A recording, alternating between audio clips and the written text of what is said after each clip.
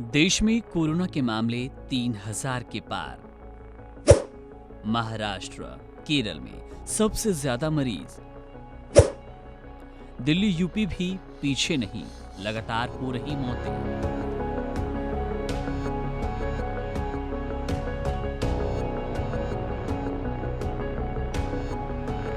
देश भर में एक बार फिर कोविड-19 के मामलों में तेजी से वृद्धि देखने को मिली।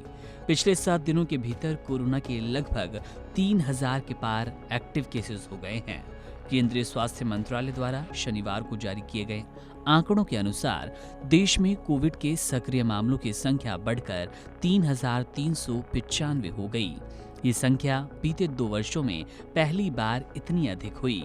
इसमें सबसे अधिक मामले केरल से सामने आए, जहां कुल 1336 मरीज दर्ज किए गए।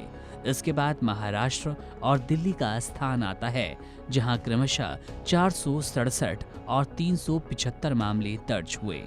अन्य प्रभावित राज्यों में गुजरात 265 मामले, कर्नाटक 234, पश्चिम बंगाल 205, तमिलनाडु 185 और उत्तर प्रदेश 117 मामले शामिल है। पिछले 24 घंटों में देश में कोरोना के 685 नए मामले सामने आए। वहीं 4 लोगों की मौत हो गई। एक व्यक्ति की मौत दिल्ली में भी हुई। ये मौतें दिल्ली, केरला, कर्नाटक और उत्तर प्रदेश में हुई हैं।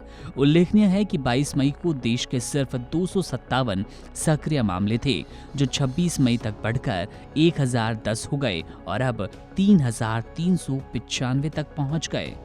कोविड-19 पर नजर डालने वाले वर्ल्डोमीटर इंडेक्स के मुताबिक भारत में इससे पहले 1 अप्रैल 2023 को सक्रिय मामलों की संख्या 3000 के पार गई थी, जब कुल 3084 नए मामले दर्ज हुए थे। अब एक बार फिर देश उस स्थिति के करीब पहुंचता दिख रहा है।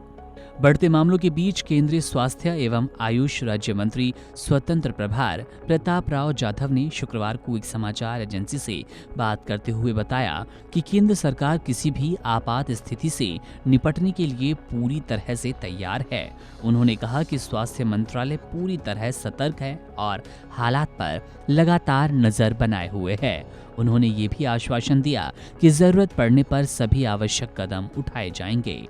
इस अचानक हुई वृद्धि के पीछे के कारणों पर फिलहाल कोई स्पष्ट जानकारी नहीं दी गई, लेकिन विशेषज्ञों का मानना है कि मौसम में बदलाव, लोगों की लापरवाही और टीकाकरण में ढिलाई के ये कारण हो सकते हैं।